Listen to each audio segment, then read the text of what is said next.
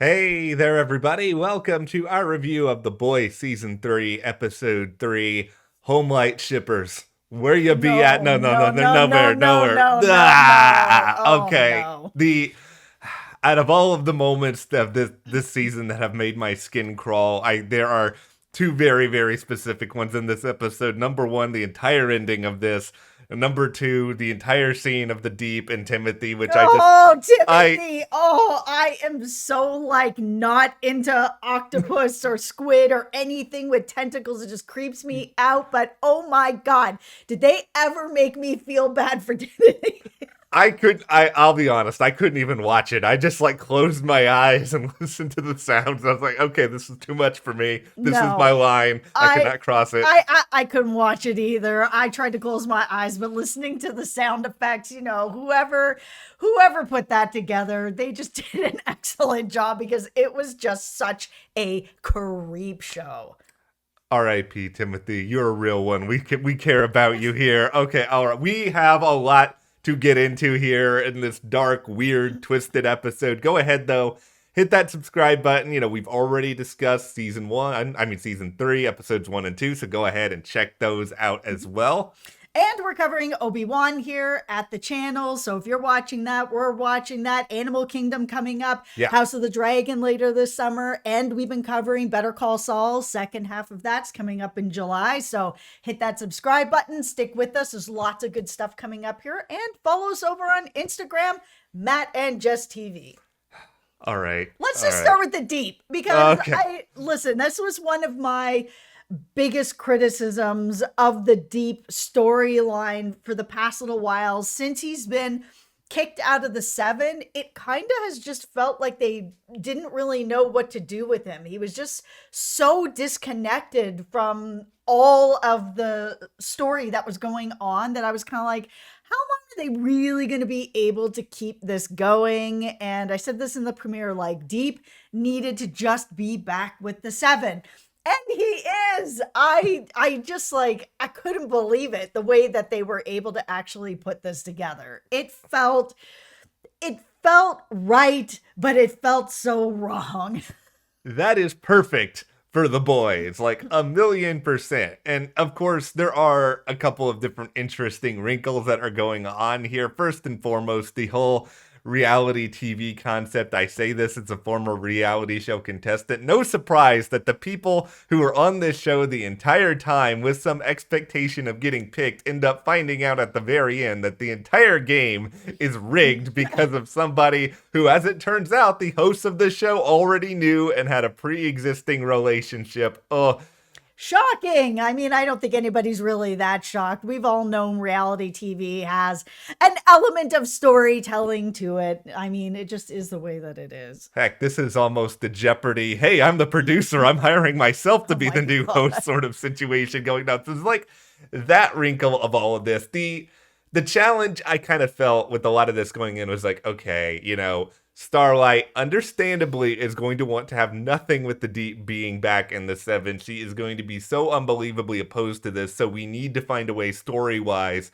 to justify her continuing to be in the Seven after this. And congratulations, the boys, you guys figured it out. Yeah, they did a really good job with it. I mean, she really had and felt like she had some power, but ever since Homelander just stripped everything away and was like, I'm me and people love me, my numbers are up, me and Starlight together as co-captains, our numbers together are even higher than Soldier Boy. He is feeling himself.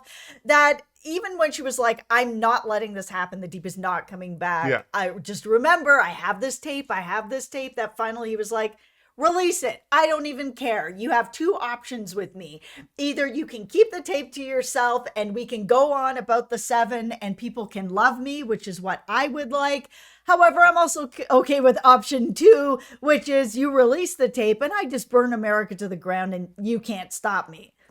I personally believe option 2 is going to be the final season of The Boys whenever that happens. I kind of think we do need to go that route with Homelander, but not this season. It's still, I want a lot more years of this show as long as they don't show more Timothy getting eaten scenes. But okay. I just want there to be a lot more. So we can't go there. with Homelander just yet. It was like there are two specific turning points that made Annie realize that she doesn't quite have the power she wanted. Number one is everything with the tape and Homelander's reaction. And then it's number two, Huey delivering that news to her that, okay, we may have a way to get rid of Homelander, but we don't have it yet. You just need to buy your time. You can't leave the 7 yet. Yeah, and she decides that she's going to go along with it because lots of people want Homelander dead, and here we are. So she even agrees to what Homelander decided to spring on her at the end of this reality show, which is, we're together. Here's our ship name. You know, he understands how this game of influence works, and he's understood it for a while. And now that he's seen the shift in what people want as far as stars, that they want people who are more genuine and more themselves, and that they feel that they can learn about them and feel them and have this sort of weird parasocial relationship with them, that he's like, you know what?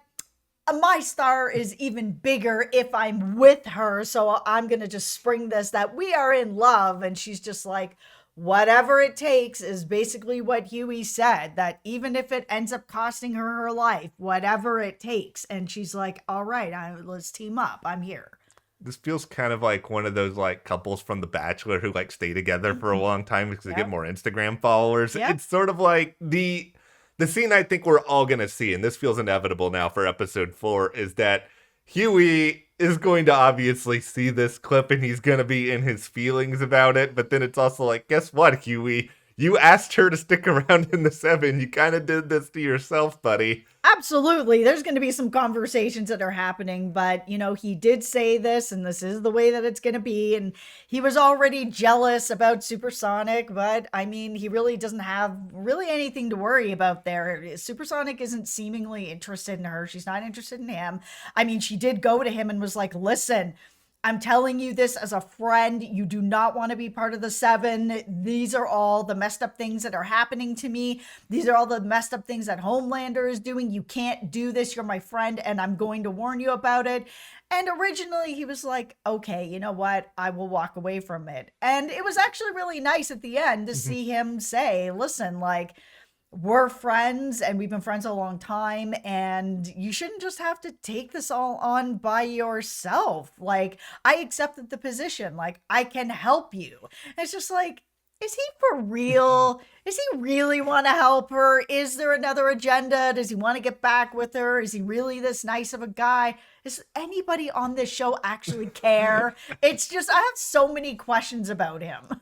This is why he better have something else going on here, because I stand by my previous opinion that Supersonic sucks. He's my least favorite character on this show, and I really could not care less if something terrible happened to him, unless they introduce some sort of other twist that just makes him interesting. If I wanted to watch people be nice and wholesome and sweet, I would watch Ted Lasso. That is not what this show is. And it was interesting to learn just how not wholesome Deep's wife is. She really, like, was pushing him to get back into the 7. And we know that he wanted to get back into the 7 for a long time. That was his goal, turning his image around. But I think he kind of put in the back of his mind how bad Homelander is to him, and what type of crap he has to take from Homelander to be able to have just this position in the 7. And after eating Timothy, I kind of wondered if he really was looking in on himself,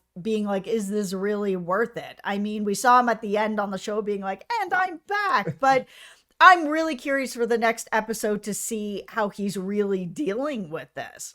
I feel like, and I don't know, this may just be speculation, but I feel like somewhere within his heart, the Deep is a lot more self-aware about sort of what being in the 7 does to you and how it can warp your mind, more so than someone like A-Train, who I still think is just like fundamentally obsessed with the idea of, I gotta be famous, I gotta be a part of this, and if I can't do it because of my speed, I need to figure out some other way that I can.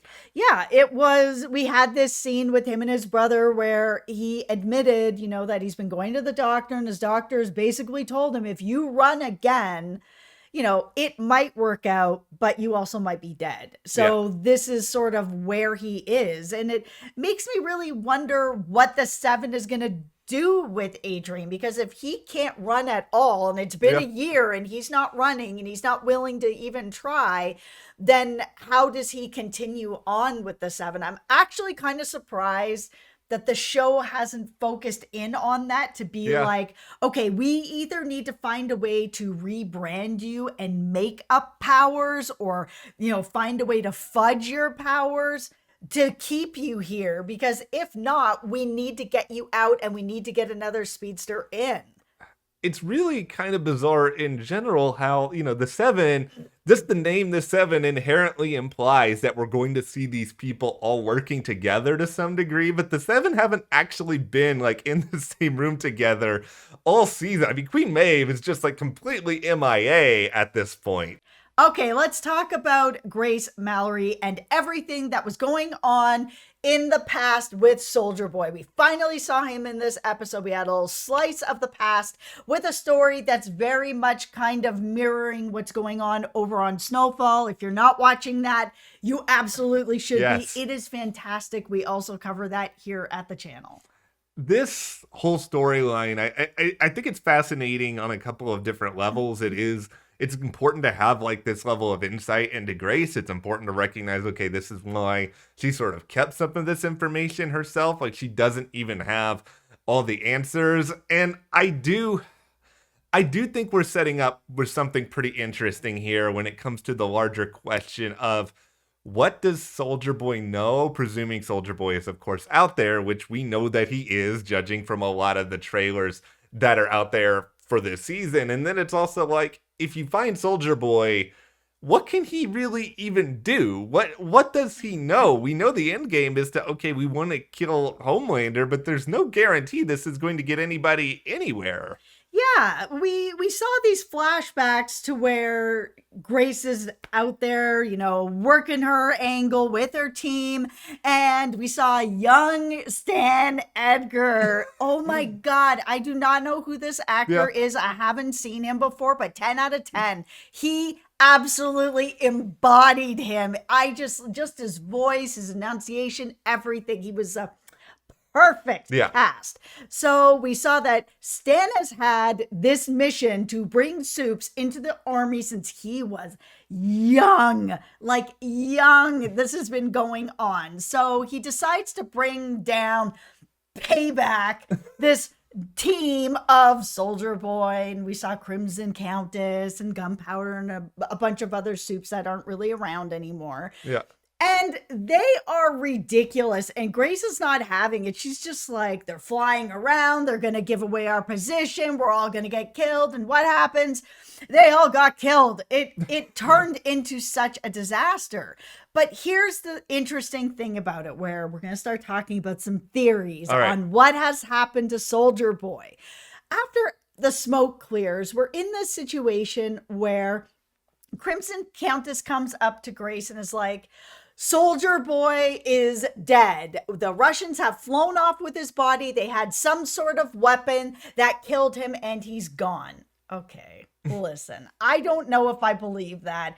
Maybe Crimson Countess saw him get killed with something and he got taken off by the Russians, and the Russians are going to use his body to, you know, do whatever scientific experiments, build their own army, whatever.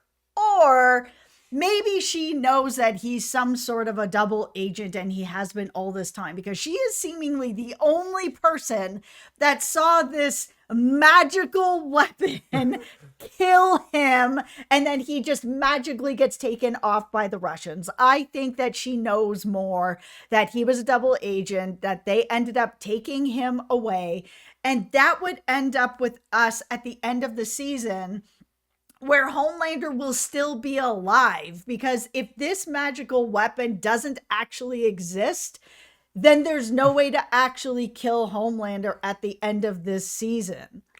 I kind of feel like it's possible the weapon does exist, but the weapon is sort of Soldier Boy himself. And what I think could be really interesting about this is that, you know, Jensen Ackles, he's already signed on to do Big Sky next season as a series regular. So I don't know if he's got a future on the boys after this. So maybe we're building up towards some sort of showdown between these two, Soldier Boy and Homelander.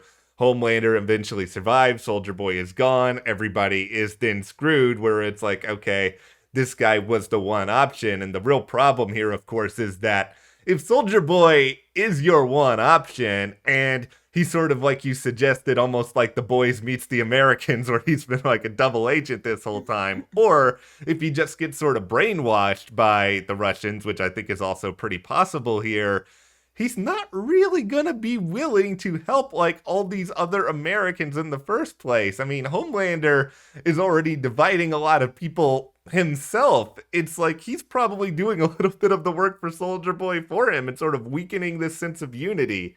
I just think it's very convenient that Soldier Boy and the team all showed up, and then all of a sudden the Russians know where they are. And I understand that one of the soups is up flying around or whatever, but is it not possible that Soldier Boy was kind of like, it's fine, go on up there, it'll be all right, wink wink, to sort of be like, okay, I'm gonna signal where we are to my actual allies. It just feels all very kind of convenient. Okay, all this leads into the one thing I really did not like in this episode, and that is the noir sequence, where I don't want to know anything about Black Noir. I don't want to know anything about the origin. I don't want to know anything about Without the Mask. I like Black Noir almost as like this running, not a gag, because he's kind of a terrible person, but like, I like not knowing anything. I agree. I like not having an origin story of him, but I mean, this is where we are now. We know what he looks like, or at least we know who that person looks like. I mean, it's possible that that is not Black Noir anymore. I mean, we don't know, right? Or it is still him, and now that his face is kind of melted off, he's like, well, I guess I'm wearing the mask.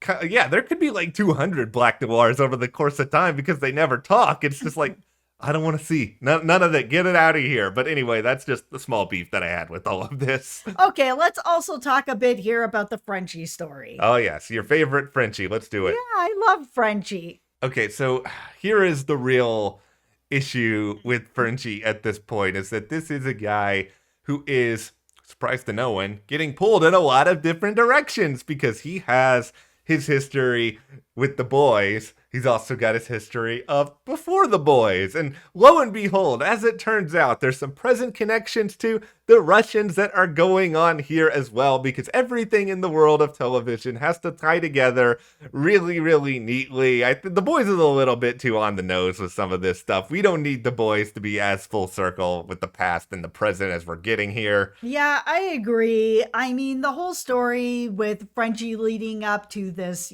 confrontation with little Nina, and then going back and talking to Butcher about it, and him being like, perfect, we need someone who's a connection to Russia. So, great.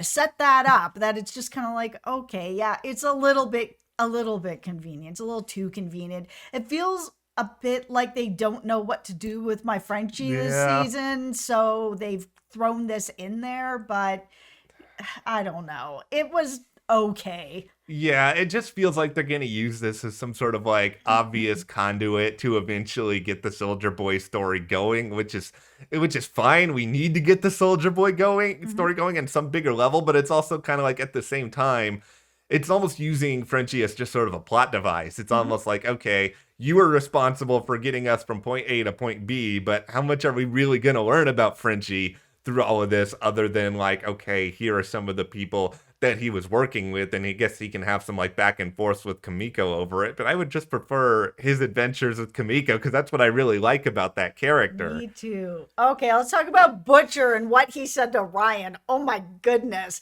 It was so sad to see that all falling apart the way that it did, that he basically was like, you're to blame for Becca being dead, and I get kind of where Butcher's coming from with this, that he's trying to distance himself from him, but he really doesn't need to do this. I mean, he could have just as well been like, I will see you at another time, and went off to do the other stuff that he was doing. It's just, it really wasn't needed, in my opinion. It wasn't needed at all. I think Butcher is absolutely going to want to walk this back, and I think the biggest problem with Butcher is that he doesn't exactly have the ability to have a deft touch socially, so he's always going to screw some of this stuff up. And I think him having a conversation like this with Huey can get past it because he's gone through a lot since the start of this show. And that's not to say Ryan hasn't gone through a lot, but okay, but Ryan's like 10. Exactly. Like, he's a really young guy, and having, his mom is gone, his father's Homelander, his sort of surrogate father's Billy Butcher. It's all very difficult. And that conversation that he had with Kimiko, where he was just like, I don't want these powers, and she's like, me too. Yeah. And that talk of sort of the childhood lost, it's all so difficult. And I know Butcher thinks he's trying to protect Ryan by pushing him away, and he doesn't want to reveal that he took this 24-hour V, and there's no way to really get around it, that Ryan can sense what's going on. But yeah, it's going to be more difficult to watch something like this back with someone that's that young. Yeah. Whereas even with his team, now his team is kind of like, I'm out on Butcher. Like, that was too much to bear. Like, I can't even believe he did that. They'll be able to find a way to move past it because they're, a bit more hardened as adults. Yeah, Ryan, there's no easy way for Ryan. And I think that's what's going to make that part of the story really, really difficult for him moving forward, because that is kind of like the anchoring force here for Butcher. And now that anchoring force is going to be kind of gone, and he's just kind of like cast off, and it's going to get crazier, I think, from here on out. We have to prepare for that. We have to prepare for some more sad moments. But I think in general, the idea of, heroes not really able to accept what they want, or that innocence loss, is so big here. I mean, both the start and the end of this episode is basically Starlight with their fist behind her as she is having to do something she does not want to do. It's absolutely all about innocence lost in this episode. All right. Well, go ahead, hit that subscribe button. We don't want to lose you guys because we have many more reviews of The Boys coming. Obi-Wan Kenobi. Obviously, a lot coming up with Animal Kingdom, the second half of Better Call Saul. So thank you so much for watching. We will see you here next time.